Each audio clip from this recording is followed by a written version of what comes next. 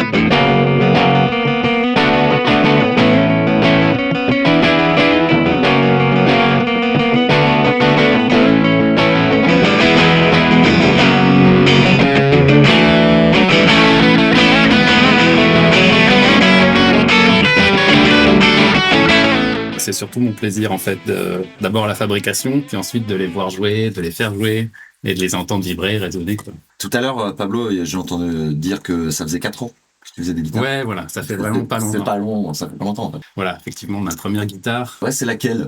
La première que t'as fabriquée? La première que j'ai fabriquée, c'était une réplique d'une Junior Double Cut. Ah ouais, cool. Avec un seul micro, juste une tona. TV Yellow? Non, en rouge. En rouge. Ouais, Cherry Red. Cherry Red.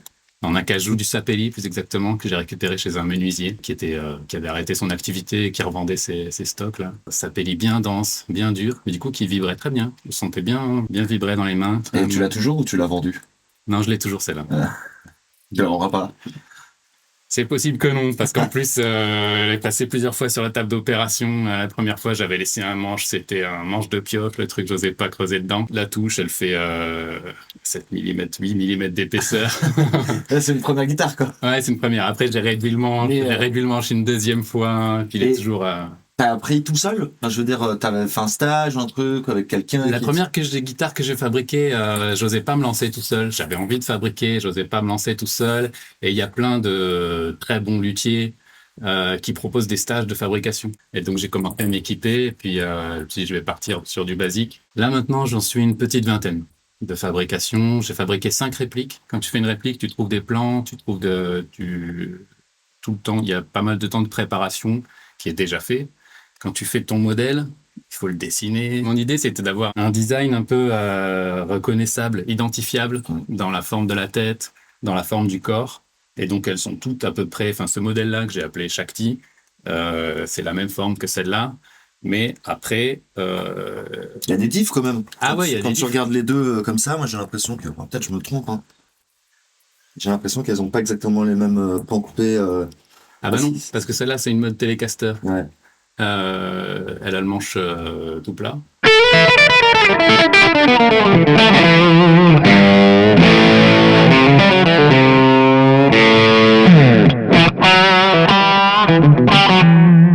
Qu'est-ce qui va être le plus dur à faire sur une guitare? Pour moi, le plus délicat, c'est le manche. Au moment où tu viens le coller sur le corps, par exemple? Au moment où je le le tailler, fabrique. quoi. Ouais. Ah ouais. Et surtout ce profil-là du manche, où il faut qu'il soit hyper régulier, maîtriser la forme que tu veux lui donner. Moi, je fais ça à la main. Je fais pas Tu ça fais avec un ciseau à bois? Non, je fais ça avec une râpe, ça s'appelle Shinto, c'est une râpe japonaise. En fait, c'est des scies qui sont assemblés ensemble. Le ciseau, tu peux t'en servir pour faire, ou des goudes, pour ces parties arrondies là, Mm. au niveau de la tête et au niveau Ouais, pour bien, de sculpter le manche là, c'est hyper satisfaisant à faire, ou de faire ces voûtes là, enfin ces sculptures de sable. Ouais, ça doit pas être évident. Je me suis dit de sculpter la table comme une Les Paul, c'est comme ça sur de l'érable là, ça doit être genre waouh. Alors moi je triche un peu. Je me suis fabriqué des gabarits avec une défonceuse. Je peux me faire une espèce de comment on appelle ça, une pyramide Inca. Mm. Tu vois, donc je me préforme en fait cette voûte, puis après je vais l'affiner justement avec une gouge et après en ponçant. Ça me fait une voûte régulière sans avoir à tout le temps vérifier si je suis bien dans les standards de ce que je veux faire.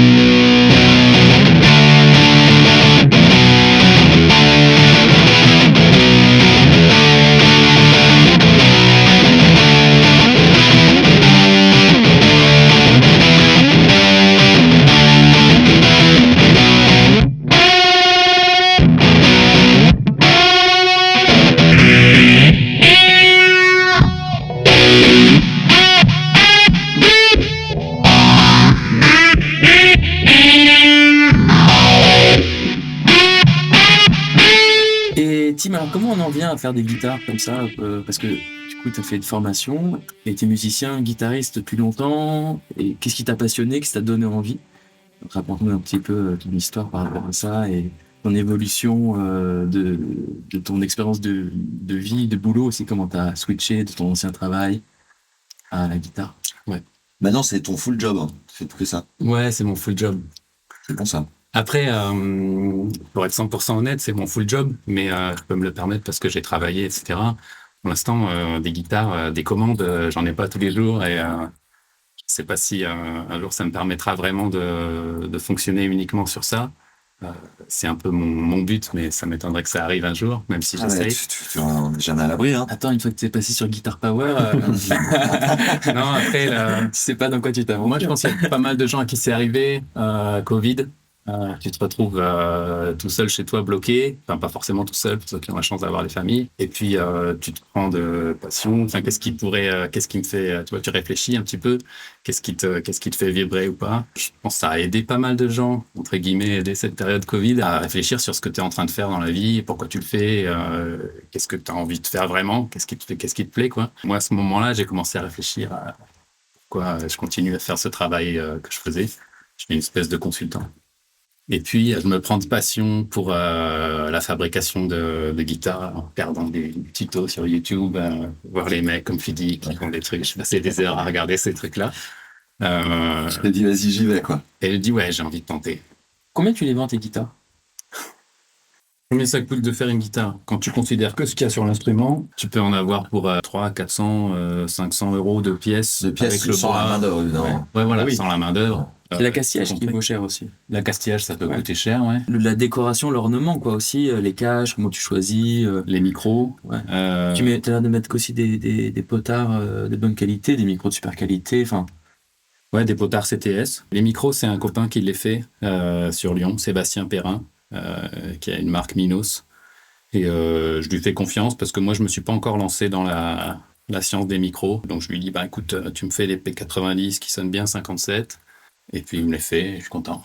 Et ça fonctionne bien. Et c'est un truc que tu comptes faire à un moment donné, de te mettre à faire aussi des micros? Les micros, ça me tente pas mal, ouais. Mais bon, c'est que si tu veux maîtriser un peu, savoir si tu prends tel aimant, telle bobine, si tu vas obtenir tel son, et puis la façon dont tu le bobines, c'est une science, il faut s'y mettre, faire des essais, avoir son coup de main, et pour ensuite maîtriser un peu ce que tu fais, quoi. Le but, c'est pas seulement de le faire une fois, c'est de maîtriser ce que tu fais, d'arriver à, je veux tel résultat, ok, je sais c'est quoi les étapes, c'est quoi les matériaux. Et ça prend combien de temps de faire une guitare? Quand tu as tout bien préparé, tu peux fabriquer une Telecaster en une semaine. Après, ça dépend de la façon dont tu vas faire la finition. Ça, c'est une finition huilée. C'est du blanc un tout petit peu teinté de jaune. Ça, en un jour, c'est passé. 3 jours après, c'est vraiment sec. Tu pourras pas faire plus sec. Donc ça peut être assez rapidement fait.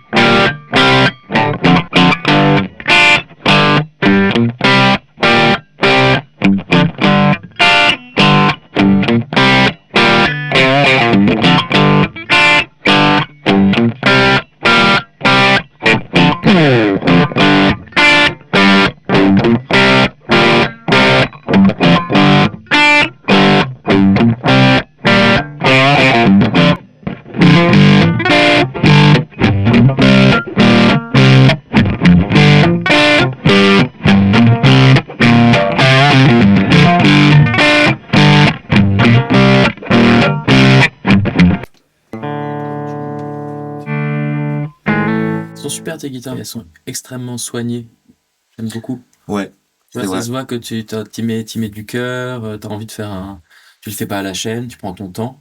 On sent que tu te fais plaisir en fait en les faisant. Ah, c'est mon but, ouais. Ouais. C'est ce que je te disais Ouais. par rapport à la période Covid. C'est est-ce qu'on reste avec une activité qui Qui rapporte du pognon, mais. fait un petit peu souffrir, ouais.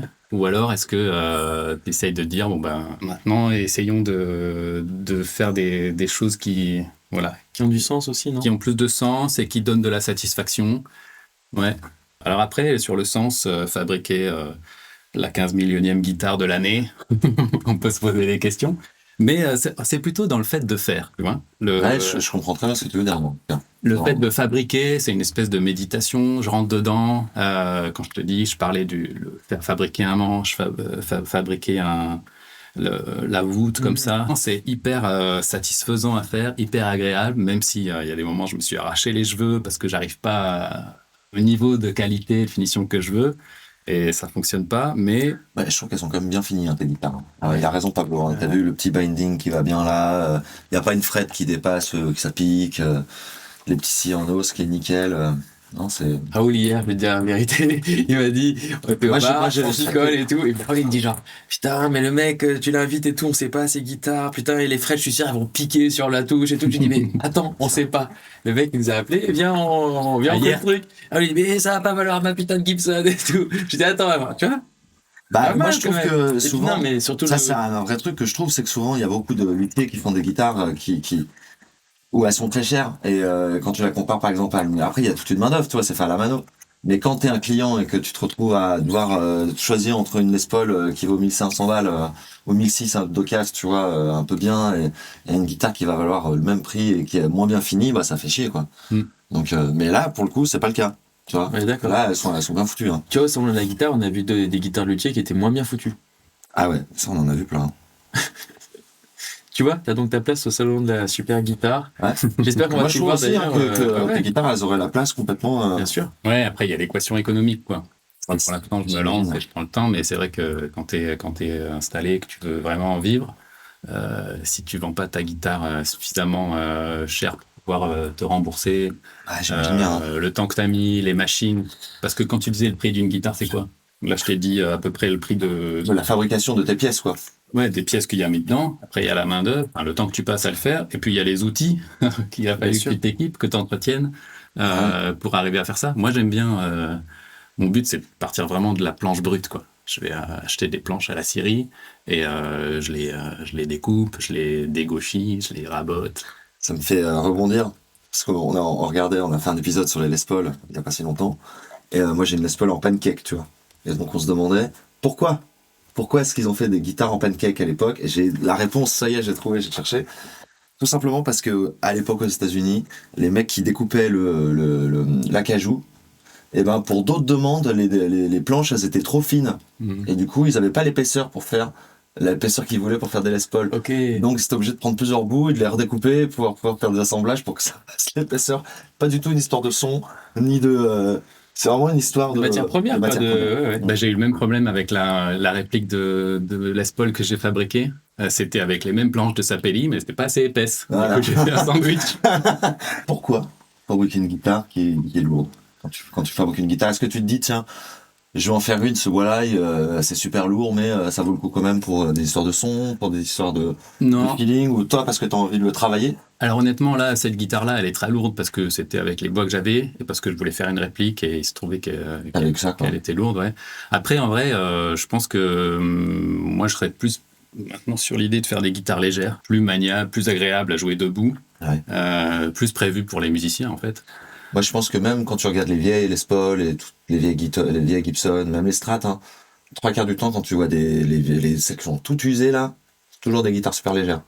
Et quand tu vois des qui sont un peu en bon état, tu te prends, voilà. Je comprends pourquoi elle a pas tant joué celle-là. Les mecs, J'adore la patine que tu arrives à faire aussi sur la couleur rose là et puis le toucher quoi. C'est Moi j'ai l'huile. toujours aimé c'est de l'huile ouais, c'est juste huilé, c'est du bois teinté puis huilé quoi. Huilé, ouais.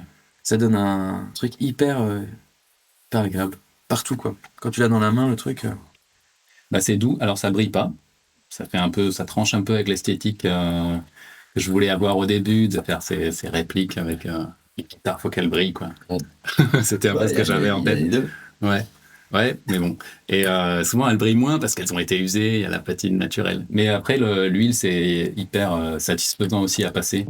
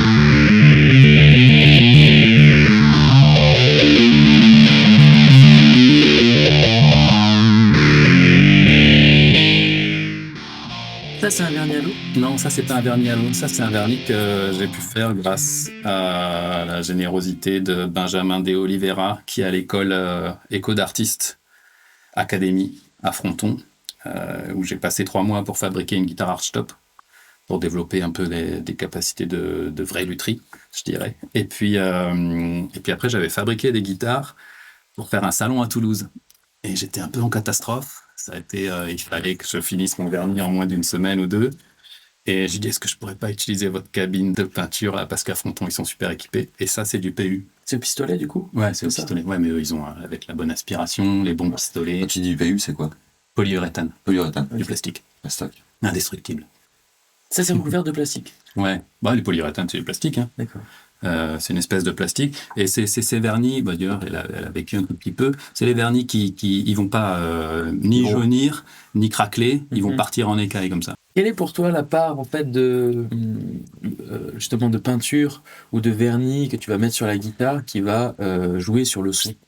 Ou bien est-ce que tu es d'accord pour dire que une guitare électrique, c'est les vibraux? Ouais, pour moi, le son d'une guitare électrique, on parlait de ça tout à l'heure, c'est 80-90% les micros. Et puis après, ce qui touche les cordes, enfin ce qui fait bouger le champ magnétique, les cordes, la matière des cordes. Ouais. T'as des cordes qui ont plus de matière magnétique, je pense qu'on dit comme ça, et d'autres qui en ont un peu moins. Et ça joue aussi sur la perturbation du champ magnétique du micro. Le chevalet, le sillet, tout ça fait vibrer la corde différemment, et le micro, il le capte. Après, il y a un truc sur le bois de la guitare. Je pense pas que ça joue dans le son que tu entends dans l'ampli, mais quand tu joues une guitare, faut s'accorder, elle vibre dans tes mains. Enfin, moi, j'aime bien. Tu sens que ça vibre ici. La main gauche, elle est très sensible. Tu l'as aussi avec ton coude. Et cette vibration-là, tu la sens, quoi. Et finalement, je pense que ça joue. Ton cerveau, il mélange le son que tu entends et puis les vibrations. Bien sûr. Et tu le sens comme ça. Et le vernis, je pense pas que ça joue énormément. Même sur des guitares acoustiques. Tu penses? Sur une acoustique, moi j'ai l'impression que ça peut jouer comme sur la table, quand t'as une guitare sur vernis, que ça empêche un peu la sur vernis résonance, peut-être, mais ouais. Tu veux dire que c'est J'avoue que là, je botte en touche. Je sors mon joker parce que d'abord, j'ai pas l'expérience. J'ai pas fait l'expérience, tu vois, par exemple, faire une guitare acoustique, de la monter sans vernis, puis après de la vernir, voir si ça change vraiment le son. Et t'as fait des guitares acoustiques? Pour me former, je suis allé voir un luthier guitare classique, qui a arrêté malheureusement parce que il n'arrivait pas à fonctionner comme il voudrait. Et là vraiment à l'ancienne, quoi. Très peu d'outils électriques. Et c'était pas pour forcément me dire que je vais en fabriquer ensuite régulièrement, mais pour le faire au moins une fois. Ouais. Comment tu calibres ta table, comment tu la fais les barrages, et faire les éclisses, etc. Ouais, c'est un gros délire de faire une guitare acoustique, hein. Plus qu'une guitare électrique. Oui, certainement. Puis, en fait, là, pour le coup, c'est toi qui fabriques le son, c'est pas quand tu fais les micros. Et c'est pareil. Si tu veux vraiment savoir ce que tu fais, il faut des années d'expérience, des tests, tester des bois, tester des barrages. Et tout ça, j'ai pas la prétention d'y arriver un jour. Je suis parti trop tard. Est-ce que cette guitare rose est faite spécialement pour Toulouse? Pour les guitaristes de Toulouse. C'est la Toulousaine, en fait. C'est la Toulousaine. Toulousaine, ouais. Non, c'était un trip, ouais, ça pourrait, mais en fait, c'était le trip, je voulais faire rose doré avec le petit binding tortoise rouge, là, rouge-orange. Super définition. Je voulais faire un truc qui détonne un petit peu, quoi. À la fois classe, mais en même temps, voilà, un peu funky. C'est laquelle t'as préférée de toutes les guitares, là, qui sont là?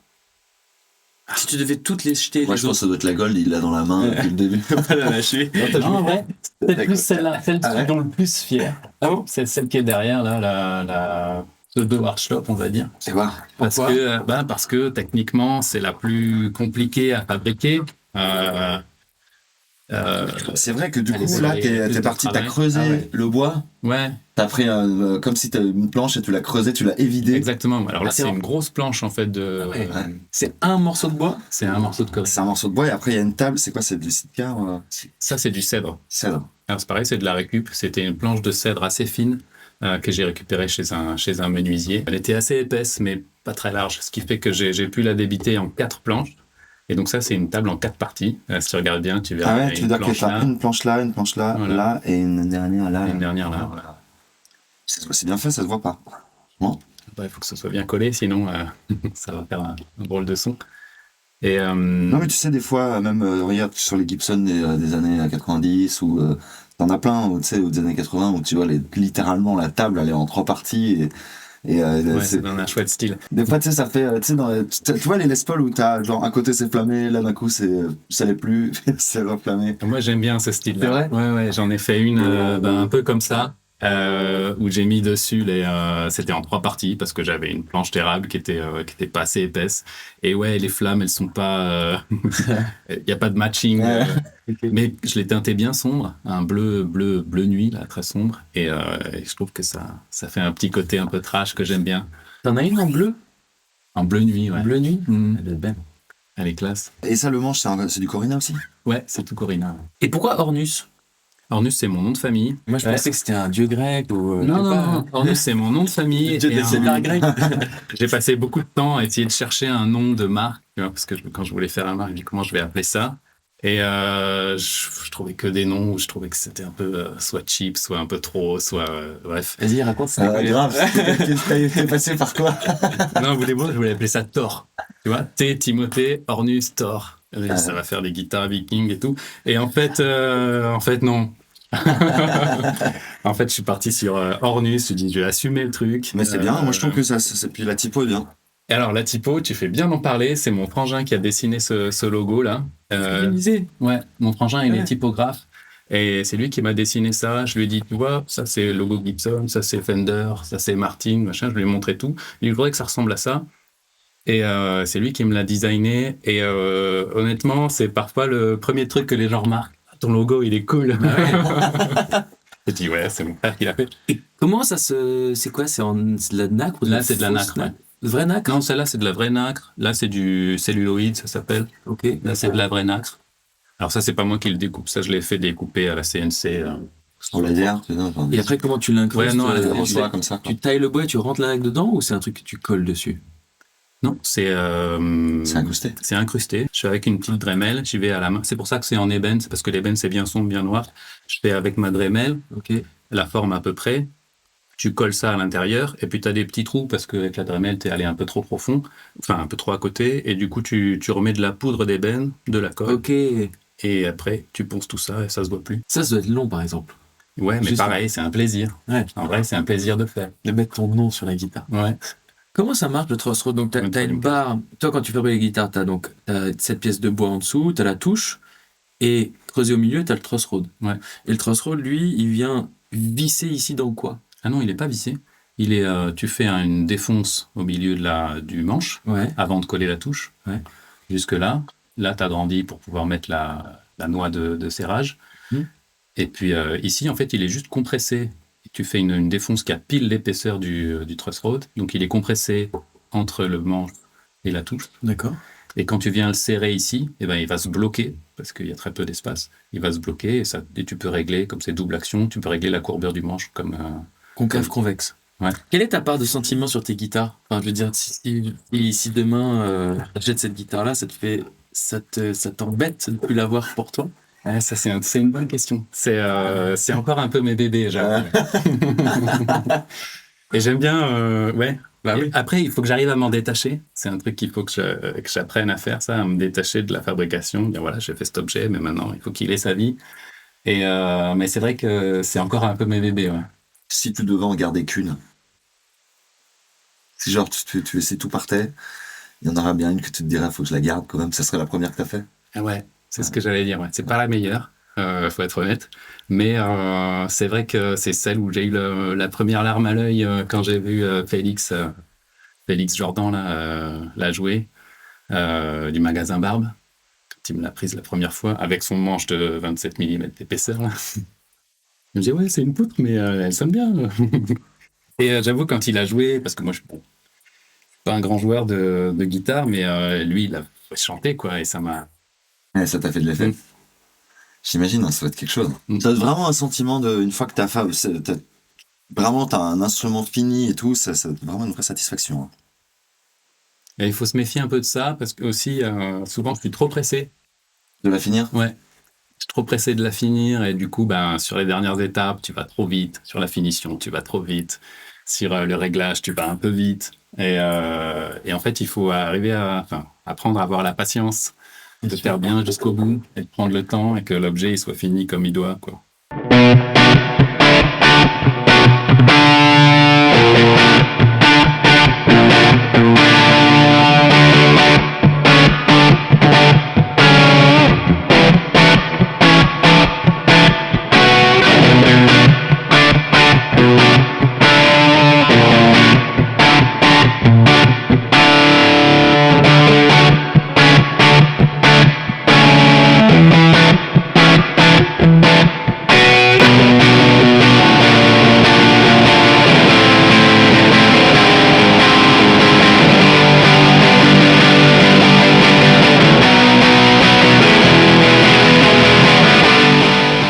étape vraiment où tu peux merder, et du coup il faut recommencer toute la guitare, par exemple. Enfin, tu vois, quand tu colles le manche... C'est une bonne question. Est-ce qu'il y a un moment où ça peut te prendre nos retours, quoi. Pas avoir trop bu la veille, quoi.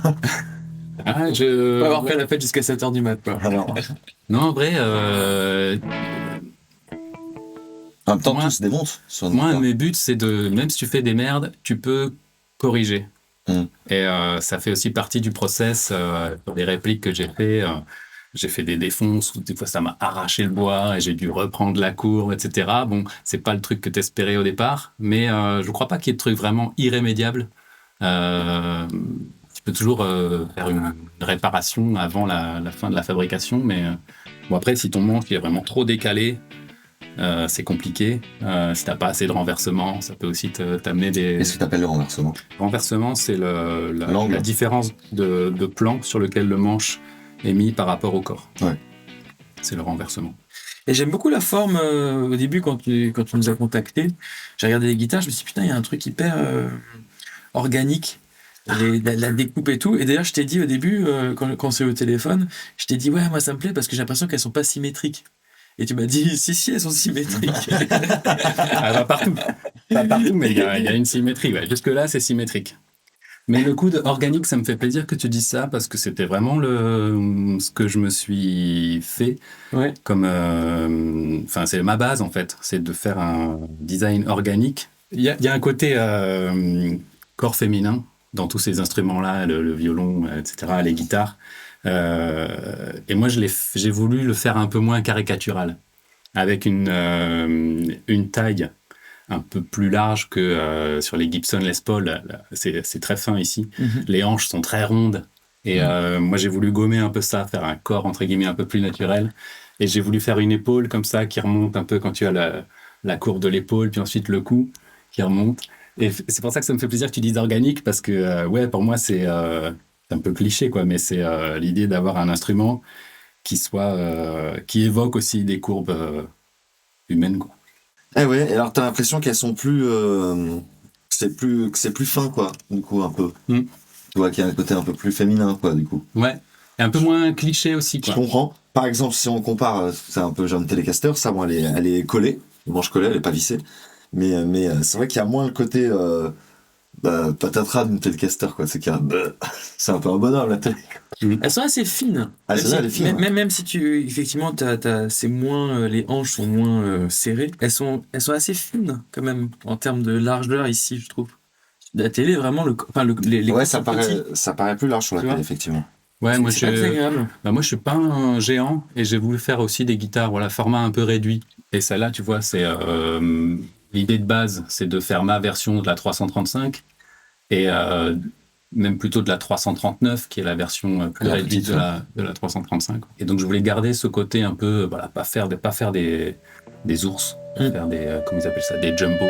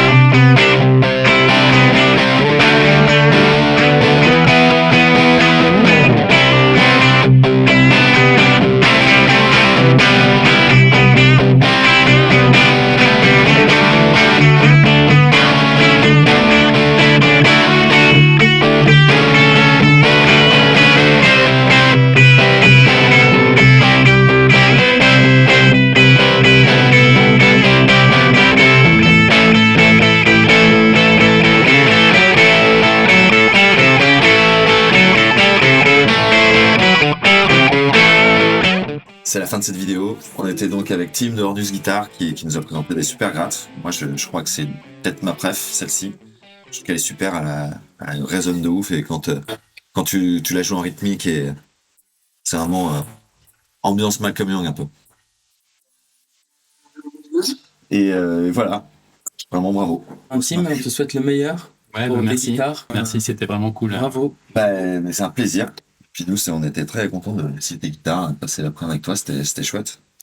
Savoir comment elles sont fabriquées, voilà, c'est vraiment, c'est presque du luxe, tu vois, de pouvoir connaître ça. Est-ce qu'il y a dans tes guitares un secret genre que t'as toi et que genre est-ce qu'il y a un secret du coup que tu ne dévoileras pas Non, mais que non, il n'y a pas de secret. non, j'en suis pas au secret. En tout cas, elles sont merveilleuses. Sont faites avec amour. J'adore. Bravo. Mm. T'as du goût en fait. T'as vraiment du goût en esthétique quoi. En fait, il y a beaucoup de guitares luthiers où genre vraiment l'esthétique de la guitare elle est Moi, masse. c'est ce que je dis, je vendais des guitares quand j'étais ado, moi. Je vendais des guitares dans le magasin Pigalle.